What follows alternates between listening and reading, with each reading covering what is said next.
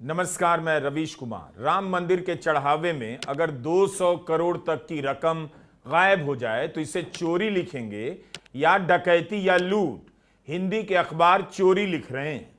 मंदिर में चढ़ावे की रकम लूटी जा रही थी और इसकी खबर बाहर आती है समाजवादी पार्टी के नेताओं की तरफ से, अखिलेश यादव और पवन पांडे की ओर से। 7 जून को अखिलेश यादव ने चढ़ावे में डकैती को लेकर ट्वीट किया। कुछ ही घंटे बाद मंदिर ट्रस्ट के अध्यक्ष चंपत राय का वीडियो बयान आया कि कोई भी उल्लेखनीय बात किसी के भी ध्यान में अभी तक नहीं आई है। सच्चाई यह है कि अखिलेश यादव ने ट्वीट नहीं किया होता तो यह खबर मीडिया में भी नहीं आती। 7 जून से 15 जून हो गया, चंपत राय मीडिया के सवालों के जवाब देने सामने नहीं आए। ट्रस्ट के अध्यक्ष के नाते उन्होंने एफआईआर तक नहीं कराई है। मीडिया रिपोर्ट में मंदिर के चढ़ावे से डकैती की रकम 2 करोड़ से बढ़कर 200 करोड़ तक पहुंच गई है और ट्रस्ट के प्रमुख चंपत राय मीडिया के सामने नहीं आ रहे। दैनिक भास्कर ने लिखा है, 1 साल से यह खेल चल रहा था, तब क्या ट्रस्ट के किसी सदस्य को नहीं लगा कि करोड़ों रुपए की लूट हो रही है? लग रहा है पूरे मामले को किसी तरह मैनेज किया जा रहा है। अगर नहीं तो अभी तक ईडी का छापा भी नहीं पड़ा, एफआईआर भी नहीं हुई। एफआईआर कौन नहीं चाहता है और किसे डर लगता है? क्या इसलिए कि घटना का आधिकारिक रिकॉर्ड ना बन जाए? कोर्ट में मामला जाएगा तो 100 और बातें लोगों को आधिकारिक रूप से पता चलेंगी। जो जांच चल रही है उसकी क्या कानूनी मान्यता है? मतलब जिन पर संदेह है वही कह रहे हैं हम पर भरोसा करो, हम जांच कर रहे हैं और हम जो कहेंगे वही मान लेना। 7 जून से लेकर 13 जून तक एफआईआर नहीं, एसआईटी की मांग नहीं। अगर इस मामले में पुलिस जांच कर रही है तो किस हैसियत से? क्या थाने में शिकायत दर्ज कराई गई है? एफआईआर हुई है? पुलिस की प्रेस कॉन्फ्रेंस अभी तक क्यों नहीं हुई? अमर उजाला की लीड खबर है कि राम मंदिर की दान राशि में गबन के मामले में अब तक 2.98 करोड़ रुपए की रिकवरी की जा चुकी है। यह रकम पकड़े गए संदिग्धों की निशानदेही पर बरामद हुई है। अमर उजाला लिखता है कि गुपचुप ढंग से चल रही जांच में 8 करोड़ रुपए से अधिक के हेराफेरी के संकेत और साक्ष्य मिले हैं। हालांकि जांच पूरी होने के बाद यह राशि घट या बढ़ सकती है, अखबार लिखता है। क्या आपको कुछ संदेह नहीं हो रहा? आपके घर में अगर चोरी होगी, 2 करोड़ का गहना लेकर पार हो जाएगा तो आप क्या करेंगे? परिवार और पड़ोसी को लेकर जांच करेंगे या एफआईआर करेंगे? 200 करोड़ की लूट की खबर छप रही है, तब भी मंदिर प्रशासन ने एफआईआर क्यों नहीं कराया? ट्रस्ट ने यूपी सरकार से एसआईटी बनाकर जांच की मांग क्यों की? एसआईटी बनाने की घोषणा हुई, लेकिन बिना एफआईआर के दोषियों को सजा कैसे दी जाएगी? दैनिक भास्कर ने लिखा है कि शुरुआती अनुमान है कि 200 करोड़ की चोरी हो सकती है। नोटों की गिनती से जुड़े करीब 50 कर्मचारी संदेह के घेरे में हैं। पुलिस और जांच एजेंसियों ने अब तक 5 कर्मचारियों से करीब 2 करोड़ रुपए की नकदी और एक कार, 3 आईफोन बरामद किए हैं। भास्कर ने लिखा है कि अनुकल्प मिश्रा, लवकुश, राजेश पाठक, रामशंकर उर्फ टिन्नू यादव, केडी तिवारी, मनीष यादव, करुण, ऋतिक सिंह, श्रीवास्तव और मौर्य पिछले 5 साल में करोड़पति बन गए। इनकी लाइफस्टाइल बदल गई, महंगी गाड़ियां, जमीनें खरीद ली। जो कर्मचारी सिर्फ वेतन पर गुजर बसर कर रहे थे, उन्हें इनकी जीवन शैली अखरने लगी। हिंदी अखबारों ने लिखा है कि इन कर्मचारियों को 14,500 वेतन मिलता है। इतनी कम सैलरी है। मंदिर का ट्रस्ट कर्मचारियों के खाते में सीधे सैलरी देता है या किसी कंपनी के मार्फत देता है? अगर कंपनी के मार्फत देता है तो उस कंपनी को प्रति कर्मचारी ट्रस्ट की तरफ से कितना पैसा दिया जाता है और कंपनी कर्मचारी को कितना काटने के बाद 14,500 देती है? 50 कर्मचारी संदेह के दायरे में हैं, एफआईआर तक नहीं हुई। इतना कम कमाने वाले कर्मचारियों की जीवन शैली करोड़पतियों की तरह हो गई, तब भी किसी की नजर नहीं पड़ी। क्या 14,500 कमाने वाले, नोट गिनने वाले कार से मंदिर आना जाना कर रहे थे और तब भी किसी को नहीं दिखा कि टिन्नू यादव फॉर्च्यूनर कार से आने लगा है? उसकी सैलरी भी क्या 14,500 ही थी? चंपत राय को यह सब क्यों नहीं दिखा? क्या चंपत राय के पास टिन्नू यादव की कोई जानकारी नहीं थी? 1994-95 में टिन्नू अयोध्या में ऑटो चलाया करता था। भास्कर ने लिखा है टिन्नू का एयरपोर्ट के पास हॉस्टल है जिसमें 70 कमरे हैं।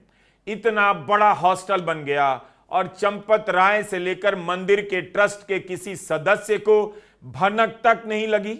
इसका मतलब है ट्रस्ट के सदस्य अपने काम में फेल हो गए। जब उनसे इतना भी नहीं हुआ तो कैसे मान लिया जाए कि यह ट्रस्ट अपने स्तर पर जांच कर रहा है? उस जांच पर विश्वास कौन करेगा? यह टिन्नू यादव है, कहा जाता है मंदिर ट्रस्ट के महासचिव चंपत राय का करीबी सहयोगी है। इस पर आरोप है कि इसने 8 महीने के सीसीटीवी फुटेज डिलीट करवा दिया। यह काम किसकी निगरानी में हुआ और किस किस को इसकी जानकारी थी?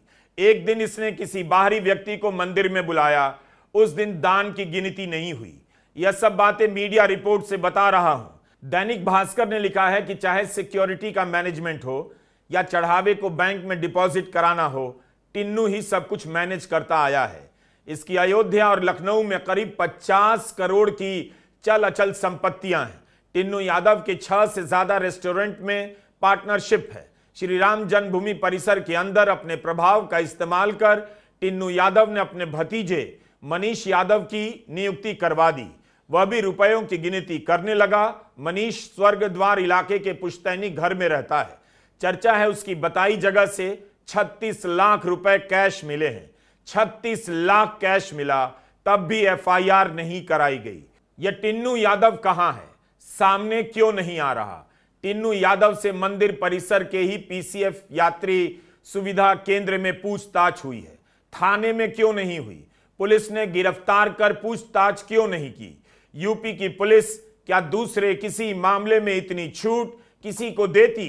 किसी अपराध में मुसलमान का नाम आता है, बिना कोर्ट के आदेश के ही उसके घर पर बुलडोजर चला दिया जाता है और मिडिल क्लास बैठकर ताली बजाता है। यहां राम मंदिर के चढ़ावे में इतनी डकैती हो गई और जिन पर शक है उनके खिलाफ अभी तक एफआईआर नहीं। चारों तरफ चुप्पी पसरी है। विश्व हिंदू परिषद के अंतर्राष्ट्रीय अध्यक्ष आलोक कुमार का बयान सुनिए। जांच पूरी होने से पहले एफआईआर दर्ज करना जल्दबाजी होगी। कहते हैं मंदिर में जो व्यवस्था लागू की गई उसे विशेषज्ञों की राय के आधार पर बनाई गई। तो पूछिए आलोक कुमार से कि एफआईआर की व्यवस्था या पुलिस जांच की व्यवस्था बिना विशेषज्ञों के ही बना दी गई थी। कहते हैं आलोक कुमार, यदि जांच में किसी तरह की कमी पाई गई तो उसकी समीक्षा की जाएगी। किसी ट्रस्टी पर तो कोई आरोप नहीं। ट्रस्ट के सदस्य व्यवस्था में खामियों को मिलकर दूर करेंगे। कमाल की बात है। कर्मचारियों पर संदेह है, करोड़ों रुपए बरामद हो रहे हैं। 200 करोड़ रुपए के गबन की बात छप रही है और आलोक कुमार कहते हैं ट्रस्ट के सदस्यों पर आरोप नहीं। मंदिर के पूर्व अकाउंटेंट महिपाल सिंह ने टेलीग्राफ से कहा है चढ़ावे में चोरी का यह मामला आज से नहीं 2020-21 से चल रहा है। 2021 में उन्होंने गड़बड़ियां पकड़ी थी और चंपत राय और प्रशासक गोपाल राव को भी बता दिया था। कोई एक्शन नहीं लिया गया, बाद में उन्हें ही ड्यूटी से हटा दिया गया। महिपाल सिंह ने यह भी आरोप लगाया है कि सोना चांदी के चढ़ावे का हिसाब ठीक से नहीं रखा जाता। मंदिर के अधिकारी अपने घर ले जाते थे। इसी की जांच होनी चाहिए कि महिपाल सिंह को क्यों हटाया गया। उनकी शिकायत पर चंपत राय ने एक्शन क्यों नहीं लिया? बिना एफआईआर के यह सब कैसे होगा? आंतरिक जांच पर कौन भरोसा करेगा? 14 जून के अमर उजाला में खबर छपी है कि महाकुंभ के समय से ही चंदा चोरों की मौज चल रही थी। रोज 10 से 15 लाख रुपए पार किए गए। उस दौरान राम मंदिर में चंदे की राशि में बड़ा इजाफा हुआ था। गिनती करने वालों को यह बखूबी मालूम था, इसीलिए उन्होंने इसका फायदा उठाया। एक एक दिन में 10 से 15 लाख रुपए तक चंदे की राशि से पार किए गए। इससे अंदाजा लगाया जा सकता है कितने बड़े पैमाने पर हेरा फेरी हुई और कुल गबन की राशि कितनी बड़ी हो सकती है। शुरू के कई दिनों तक अमर उजाला में चढ़ावे की डकैती को लेकर रूटीन खबरें आईं, लेकिन अब जागरण और भास्कर के बाद इसमें भी तेजी है। अमर उजाला की रिपोर्ट में लिखा है कि चढ़ावे में बड़े पैमाने पर जेवरात भी चढ़ाए गए। सूत्रों के मुताबिक नकदी के साथ साथ गहने भी पार किए गए, असली सोना पार कर नकली रख दिया गया। हालांकि इस बात की आधिकारिक पुष्टि नहीं अखबार ने लिखा है। अखबार सूत्रों के हवाले से लिख रहे हैं। ये सूत्र कौन है? क्या इन्हें पता था चंदा में चोरी हो रही है? ये क्यों नहीं पहले बोल पाए? क्या इन्हें यकीन नहीं था आरोप लगाने पर जांच होगी, मीडिया खबर भी छाप पाएगा? अखबारों में ही इतनी खबरें छप गईं कि बिना एफआईआर और सुप्रीम कोर्ट की निगरानी के इसकी जांच पर कोई भरोसा नहीं कर सकता। कायदे से जांच की कमेटी में विपक्ष के नेताओं को भी रखना चाहिए। इस देश में बिना बात के एफआईआर हो जाती है। यहां 200 करोड़ की डकैती राम मंदिर के भीतर से हो गई, ये खबर छपने के बाद भी एफआईआर नहीं। ईडी, सीबीआई, एनआईए का जैकेट पहने जांच एजेंसियां ना तो अयोध्या में नजर आ रही हैं, न चंपत राय का पीछा कर रही हैं। बिना एफआईआर के एसआईटी का गठन हो गया, 3 आईपीएस की कमेटी बना दी गई, एक आईपीएस सीधे केंद्र को रिपोर्ट कर रहा है। ऐसा आपने कब सुना और देखा? डकैती की बात छोड़िए, जांच की जो प्रक्रिया अपनाई जा रही है उसी से लगता है किसी को बचाया तो नहीं जा रहा। कानून की प्रक्रियाओं का पालन इस तरह से नहीं होता। बिना एफआईआर के 4 दिन पहले दिल्ली से एक आईपीएस अफसर अयोध्या पहुंच गया और उन्हें एक स्पेशल विमान से लाया गया, वह भी श्रीराम जन्मभूमि परिसर में ट्रस्ट के पदाधिकारियों के साथ बातचीत करके रिपोर्ट तैयार कर रहे हैं। वहीं इसकी जांच के लिए शासन ने एक विशेष जांच समिति का गठन कर दिया। एसआईटी 15 दिन में रिपोर्ट देगी। आखिर बिना एफआईआर के निजी स्तर पर जांच का यह नाटक क्यों चल रहा है? अब आप देखिए, चढ़ावे की चोरी के बाद कितना दुर्भाग्य है कि हमारे धर्म के और मंदिर के लोगों की जांच पता है कौन करेगा? अधिकारियों को। बताओ, हमारे धर्म में को आगे बढ़ाने वालों की जांच अधिकारी करेंगे? इससे बड़ा दुर्भाग्य और क्या हो सकता है सनातन धर्म के लिए? कि बताइए, प्रभु श्री राम, मर्यादा पुरुषोत्तम राम के चढ़ावे में अगर कोई बात हुई है तो कैमरा बंद कर करके आपस में बातचीत कर लें, और कैमरा बंद कर करके, आंखें बंद कर करके जो चढ़ावा चोरी हुआ वो वापस रख दो, भगवान प्रभु श्री राम माफ कर देंगे। लेकिन बताओ, अधिकारी जांच करेंगे हमारे भगवान के पुजारियों की? ये सनातन धर्म का अपमान है। ये सनातन धर्म का अपमान है कि बताओ, हमारे साधु संतों की इतनी पवित्र और प्रतिष्ठित जगह की जांच अधिकारी करेंगे? ये सनातन धर्म पर चलने वाले कोई स्वीकार नहीं कर सकते हैं। वहां कैमरे बंद कर दो, लाइट बंद कर लो, प्रभु श्री राम के सामने अपने आप कोई चढ़ावा फिर लग जाएगा। हमने 9 जून को इस मसले पर जब वीडियो बनाया तब दिखाया कि कैसे हिंदी के बाकी अखबार चुप हैं, रूटीन बातों से पन्ना भर रहे हैं। लेकिन अब उन्हीं अखबारों में डकैती की खबरें बड़ी होने लगी हैं। लूट की राशि 2 करोड़ से 200 करोड़ तक बताई जा रही है। हिंदी के अखबार अभी भी चोरी क्यों लिख रहे हैं? जब 2 करोड़ गायब होने की बात थी तब भी चोरी लिख रहे थे, 10 करोड़ तक बात पहुंची तब भी चोरी, और 200 करोड़ तक बात पहुंची तब भी चोरी। लूट और डकैती का इस्तेमाल कब करेंगे? चोरी लिखकर किसी तरह इस खबर को सामान्य बनाने की कोशिश तो नहीं। 7 जून को जब अखिलेश यादव और सपा के पूर्व मंत्री पवन पांडे ने ट्वीट किया तो 8 और 9 जून को हिंदी के अखबारों में मंदिर के चढ़ावे को लेकर खबरें मामूली रूप से छपती हैं।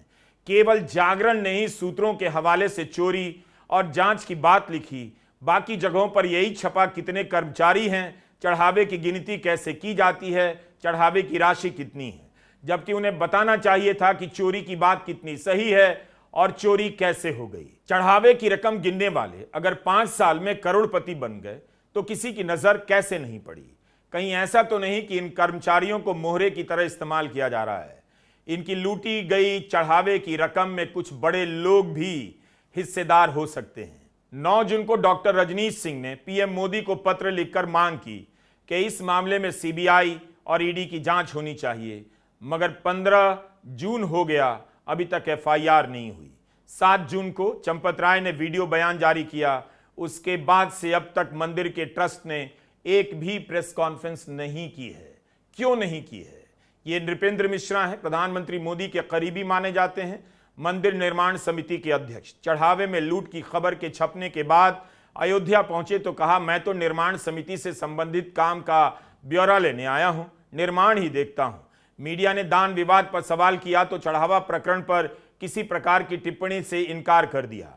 कहा, मामले की जिम्मेदारी ट्रस्ट की है, ट्रस्ट ही मामले को देखेगा, जबकि ट्रस्ट की साइट पर नृपेंद्र मिश्रा भी सदस्य के रूप में दिखाए गए हैं। वे निर्माण समिति के अध्यक्ष हैं और इस सूची में शामिल हैं। इसके बाद नृपेंद्र मिश्रा का एक और बयान आता है कि एसआईटी ढिलाई नहीं करेगी, दोषियों का पता लगाया जाएगा, किसी को छोड़ा नहीं जाएगा। जब इन दोनों पहलुओं पर सही तरीके से काम होगा तभी हम राम भक्तों का विश्वास जीतने में सफल हो पाएंगे। इन्होंने प्रशासन से सहयोग मांगा है और सामूहिक प्रयास बता रहे हैं, लेकिन एक बार भी नहीं कह रहे हैं कि एफआईआर होगी, ईडी सीबीआई जांच करेगी। बात बात में सीबीआई ईडी की जांच की मांग करने वाली बीजेपी चुप नजर आ रही है। प्रशासन का सहयोग क्या होता है, सामूहिक प्रयास क्या होता है? इसका मतलब है जांच को भीतर से मैनेज तो नहीं किया जा रहा। कुछ लोगों को बलि का बकरा बनाया जा सकता है, सच्चाई कभी सामने नहीं आएगी। राम मंदिर के मामले में भी कोशिश हो रही है कि अभी मामले को हल्का किया जाए, बाद में खबरें गायब तो हो ही जाएंगी। तो मांग करता हूं कि सुप्रीम कोर्ट की माननीय उच्चतम न्यायालय के द्वारा एक टीम गठित की जाए और उस टीम के द्वारा जांच की जाए और उसके पहले जो भी ट्रस्ट के लोग हैं सबको सस्पेंड कर दिया जाए, सबको वहां से हटा दिया जाए, जिससे किसी प्रकार की जांच प्रभावित न हो सके। अयोध्या से समाजवादी पार्टी के सांसद अवधेश प्रसाद ने मांग की है राम मंदिर ट्रस्ट को भंग किया जाए। उन्होंने कहा है कि यह प्रदेश स्तर से जुड़ा मामला नहीं, पूरे राष्ट्र से जुड़ा है, क्योंकि इससे देश के करोड़ों लोगों का विश्वास जुड़ा है। गंभीर मसला है। इसे देखते ही मैंने सुप्रीम कोर्ट से अनुरोध किया इसकी जांच सर्वोच्च अदालत की निगरानी में हो। जांच से पहले श्री राम जन्मभूमि तीर्थ क्षेत्र ट्रस्ट को भंग किया जाए। अवधेश प्रसाद की मांग ठीक लगती है। ट्रस्ट के सदस्यों को बर्खास्त कर देना चाहिए। डकैती होती रही और उन्हें पता तक नहीं चला। 200 करोड़ तक चढ़ावे में डकैती की घटना सामान्य नहीं। नोटों की गिनती करने वाले मामूली कर्मचारियों पर यह सब नहीं छोड़ा जा सकता था। सीसीटीवी डिलीट हुआ है या नहीं, कैसे डिलीट हुआ, पता क्यों नहीं चला, इसे साबित करने के लिए जरूरी है जांच की टीम अब तक के सारे फुटेज की जांच करे। मालूम नहीं कि कब तक का सीसीटीवी फुटेज सुरक्षित रखा जाता है। अगर सरकार देश की चिंता करती है, इन सवालों के पीछे जाती और जांच को सभी तरह के संदेहों से ऊपर रखती तो ईडी सीबीआई से जांच करा सकती थी। हालांकि इन दोनों की विश्वसनीयता भी संदिग्ध हो चुकी है। कई फर्जी मामले इनकी तरफ से भी दायर किए गए हैं। अदालतों ने भी ईडी को फटकारा है। मंदिर में 14 दान पेटियां हैं और इनमें डकैती चल रही थी। इसे देखने रोकने की जिम्मेदारी किसकी थी? इस मंदिर के चप्पे चप्पे पर सीसीटीवी कैमरे लगे हैं, क्योंकि सुरक्षा के कारण से भी संवेदनशील है। काफी सुरक्षा होती है। क्या तब भी कोई इंटेलिजेंस रिपोर्ट नहीं बनी होगी, कोई खुफिया जानकारी नहीं रही होगी कि मंदिर के भीतर से करोड़ों रुपए गायब हो गए? किसी को पता क्यों नहीं चला कि चढ़ावे में डांका पड़ रहा है? क्या चंपत राय को इस्तीफा नहीं दे देना चाहिए? राम मंदिर के मामले में वहां काम करने वाले लोग डकैती करते हुए पकड़े गए और इसकी कोई नैतिक जिम्मेदारी नहीं ले रहा। क्या राम की मर्यादा का इतना भी असर राम की राजनीति करने वालों पर नहीं है? कुछ दिन पहले चढ़ावे की गिनती करने वाली टीम में एक नया कर्मचारी शामिल हुआ। 7 जून 2026 को उसने नोटों की एक गड्डी छिपा ली। उसकी यह हरकत सीसीटीवी में रिकॉर्ड हुई। भास्कर ने लिखा है, जब यह मामला सामने आया तो चंपत राय ने बाकी ट्रस्टियों को जानकारी नहीं दी, पुलिस में शिकायत भी दर्ज नहीं कराई। अगर यह बात सही है तो इसी आधार पर चंपत राय को नैतिक रूप से इस्तीफा देना चाहिए। सरकार क्या समझती है? ट्रस्ट के ऊपर जिम्मेदारी थी कि मंदिर का कामकाज संचालित करे। 200 करोड़ की लूट हो जाए, नोटों की गिनती में लगे कर्मचारी फॉर्च्यूनर कार में घूमें, होटल बिजनेस में पार्टनर बन जाएं, मौज करें और ट्रस्ट के लोग लीपापोती करें कि हम जांच कर रहे हैं। एफआईआर का नहीं होना, एफआईआर में कई दिनों की देरी संदेह को और गहरा बनाती है कि प्रभावशाली लोगों को बचाने का इंतजाम कर लिया गया होगा। एक राजनीतिक दल को भरी दिल्ली में तोड़ा जाता है। 20-20 सांसदों को एक ऐसी पार्टी में विलय कराया जाता है जिनका अता पता किसी को नहीं मालूम, और ये लोग चाहते हैं इन्हीं पर भरोसा करें कि ये जांच कर रहे हैं। 2021 का यह मामला आपको याद होगा। बीजेपी के मेयर ऋषिकेश उपाध्याय के भतीजे दीप नारायण ने 20 लाख रुपए में जमीन खरीदी। उस जमीन को 2.5 करोड़ में राम मंदिर ट्रस्ट को बेच दिया गया, जबकि जमीन सरकारी थी। उसे मंदिर ट्रस्ट को 2.5 करोड़ में बेचने का खेल पहले हो चुका है। आपको याद होगा, अयोध्या में सरकारी अफसरों ने बड़े पैमाने पर जमीन खरीदी थी। इंडियन एक्सप्रेस की रिपोर्ट को गायब कर दिया गया। खंडन जांच के नाम पर क्या हुआ कुछ पता नहीं। राम मंदिर में डकैती का मामला साधारण नहीं है, तब भी एफआईआर नहीं हुई, किसी की गिरफ्तारी नहीं हुई। बीजेपी और उसकी सरकार जो चाहती है कर ले जाती है। सारा कानून, सारी नैतिकता विरोधी दलों के लिए है, ममता बनर्जी के लिए है। इतने बड़े मामले में भी बीजेपी इतना हल्का कदम उठा सकती थी। हैरानी की बात है कि बीजेपी की मंत्रियों ने चुप्पी साध ली है और उल्टा अखिलेश यादव को टारगेट किया जा रहा है कि वे मंदिर में चोरी की बात क्यों उठा रहे हैं। जिस मंदिर के उद्घाटन के लिए प्रधानमंत्री मोदी ने व्रत रखा और अब जब वहां डाका पड़ने की खबर आई तो एक ट्वीट तक नहीं। इसी को कलयुग कहते हैं। नमस्कार, मैं रवीश कुमार।